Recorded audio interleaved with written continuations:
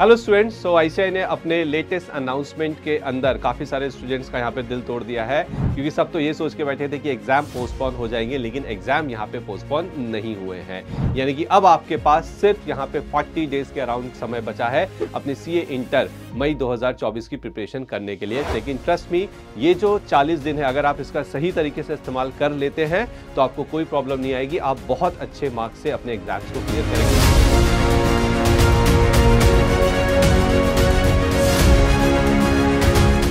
ये जो लास्ट के 40 डेज हैं, ये बहुत ज़्यादा ज़रूरी है, तो अपने आप को संभालिए और देखिए कि लास्ट की 40 डेज की आपकी क्या स्ट्रैटेजी रहनी चाहिए जिससे आप अपने एग्जाम में अच्छे मार्क्स से पास हो जाएंगे। तो देखिए, मैंने सबसे इंपॉर्टेंट चीज़ यहाँ पे आपके जो 40 डेज है उसको मैंने 3 हिस्सों में डिवाइड किया है। जो आपका पहला हिस्सा है वो 20 दिन का रहेगा, आपका जो दूसरा हिस्सा है वो 15 दिन का रहेगा, और जो तीसरा पार्ट है, ठीक है, वो रहेगा 5 दिन का। तो कुल मिला के हो गया 40 दिन। तो वीडियो को पूरा लास्ट तक देखना ताकि आपको ये पता चले कि जो लास्ट के 5 दिन है, जो सबसे इंपॉर्टेंट चीज है, यहाँ पे आपको क्या करना है।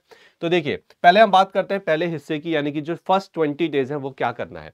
फर्स्ट 20 डेज में जो आपके पहले 4 दिन है, ठीक है, जो फर्स्ट 4 डेज है, उसमें आपको सिर्फ और सिर्फ फोकस करना है यहाँ पे इनकम टैक्स पे। अब कई बार स्टूडेंट सोचेंगे कि सर इनकम टैक्स पे फोकस करना है सिर्फ 4 दिन के अंदर। जी हाँ, अब देखो एक चीज ध्यान समझना, इनकम टैक्स एक वो सब्जेक्ट है जो आपके मई 2024 के एग्जाम में, इसको पढ़ने के लिए आपको 3 दिन का छुट्टी, 3 दिन की गैप मिल रही है, तो सफिशिएंट टाइम है वहां भी आपके पास इसको थोड़ा सा रिवाइज करने के लिए। अच्छा, आप कुछ स्टूडेंट ये भी सोच रहे होंगे कि सर ये तो सिर्फ सब्जेक्ट है, हमें पढ़ना क्या है, तो उसके लिए भी थोड़ा सा पेशेंस रखिए। एक बार ये कंप्लीट होगा फिर मैं आपको बताऊंगा कि हर एक सब्जेक्ट के अंदर आपको पढ़ना क्या है।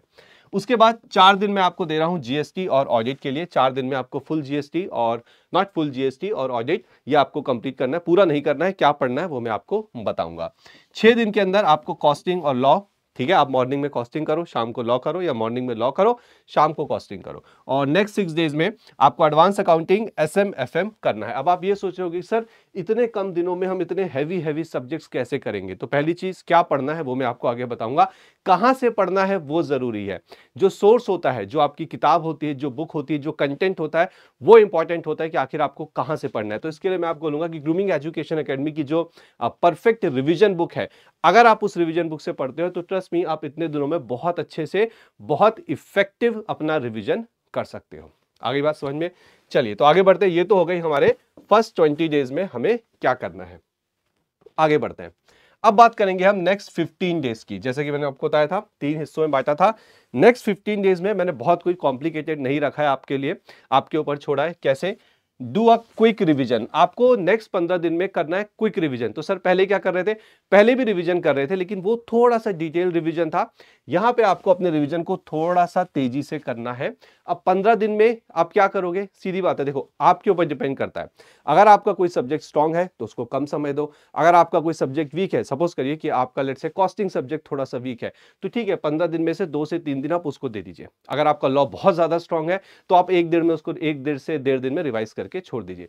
तो 15 दिन में आपको क्विक रिवीजन करना है। कैसे करना है, कितने दिन के हिसाब से करना है, दैट्स अप टू यू। आगे बात समझ में?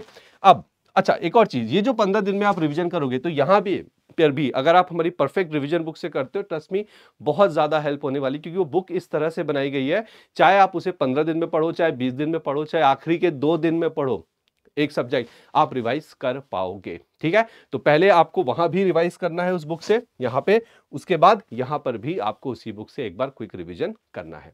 उसके बाद मैं बात करता हूं लास्ट के 5 दिन की, और यहां पे आपको क्या करना है? RTP MTP. आपको सिर्फ रिवीजन टेस्ट पेपर्स करने हैं, ठीक है। उसके साथ साथ जो आपके मॉक टेस्ट पेपर है, मैं यहाँ पे फुल मॉक टेस्ट पेपर्स की बात कर रहा हूँ, 100 मार्क्स के मॉक टेस्ट पेपर्स की बात कर रहा हूँ, वो करने हैं। और साथ में थोड़े एमसीक्यूज भी प्रैक्टिस जरूर कर लेना, क्योंकि आपको पता है कि न्यू स्कीम के अंदर जो मई 24 में न्यू स्कीम का एग्जाम है, आपके एमसीक्यूज भी एक इंपॉर्टेंट पार्ट है पेपर का।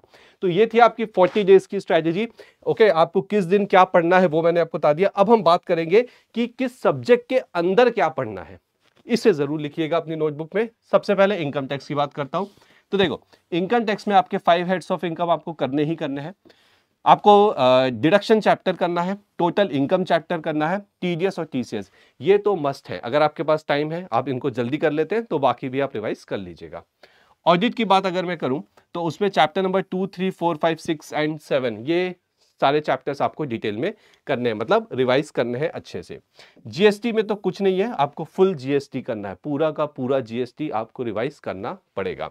कॉस्टिंग की अगर मैं बात करूं तो material, labour, overhead, activity based costing, standard marginal budgeting, एक और चैप्टर ऐड कर लो इसमें, कॉस्ट शीट। ठीक है, ये चैप्टर आपको अच्छे से रिवाइज करने पड़ेंगे। चलिए अगले सब्जेक्ट्स में जाते हैं। लॉ, तो लॉ में तो देखो आप एक पढ़ोगे अदर लॉ, फिर आप पढ़ोगे एलएलपी, और जो आपका कंपनी लॉ वाला पार्ट है उसके अंदर अगर आप मॉड्यूल में देखोगे तो चैप्टर नंबर 5, 6, 7 जो है ये आपको जरूर करने हैं। ठीक है, तो लॉ, कंपनी लॉ के अंदर चैप्टर 5, 6, 7, एलएलपी और अदर लॉ। ओके, उसके बाद बात करते हैं एफएम की, तो working capital management, capital structure, dividend decision, sources of finance and cost of capital आप कर लीजिएगा।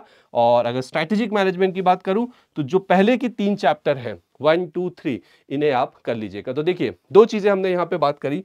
पहली चीज हमने ये देखा कि हमें 20 दिन में कौन से दिन में क्या पढ़ना है सब्जेक्ट वाइज, नेक्स्ट 15 दिन में कैसे पढ़ना है, ओके, आरटीपी एनटीपीस करने हैं। और फिर हमने ये भी देख लिया कि जब हम पढ़ने बैठेंगे तो हमें किन टॉपिक्स या किन सब्जेक्ट्स पे यहाँ पे फोकस करना है। तो आपकी सहूलियत के लिए जितने भी चैप्टर्स आप यहाँ पे देख रहे हैं, ठीक है, इनके जो वीडियोस हैं उन वीडियोस के लिंक आपको नीचे डिस्क्रिप्शन में मिलेंगे। जिस चैप्टर में आपको प्रॉब्लम है, जिस टॉपिक में आपको प्रॉब्लम है, आप वहाँ वीडियो में जाके वहाँ पे देख सकते। तो अगर मैं जैसा आपको पहले बता रहा था कि परफेक्ट रिविजन बुक, ओके, सो जैसे कि ये हमारी एडवांस अकाउंटिंग की यहाँ पे परफेक्ट रिविजन बुक है। ये देखिए एडवांस अकाउंटिंग की बुक है, बहुत ज्यादा मोटी भी नहीं है, पतली भी नहीं है। तो इसको आप बहुत इजीली, ठीक है, जो मैंने टाइम एलोकेट किया है उसमें कंप्लीट कर सकते हो। तो एक बार पढ़ो, 2 बार पढ़ो, 3 बार पढ़ो और एग्जाम में बहुत अच्छा मार्क्स लेके आओ। ये सिर्फ एडवांस अकाउंटिंग नहीं, इनफैक्ट हर एक सब्जेक्ट की आपको यहाँ पे रिवीजन बुक मिलती है जिसके अंदर इंपॉर्टेंट क्वेश्चंस भी आपको दिए जाते हैं।